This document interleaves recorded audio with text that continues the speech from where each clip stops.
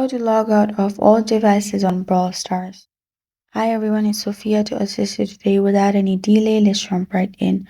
First, open Brawl Stars and log into your account.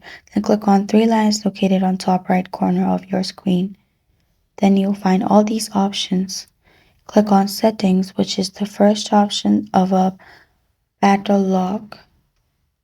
And you'll find this kind of screen pop up. Click on Help and Support. Then you'll find this kind of screen pop up. Click on Account. Then click on Account Security. Here, click on Someone else is playing my account.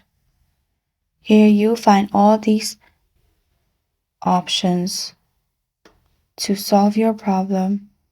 You can also click on the message box located on top right corner of your screen, which is in blue color. Click on that and you'll be directed to Messages with Brawl Stars team. Click on Leave a Message. In here, you can click on New Conversation and you can message them by saying, another person is using my account.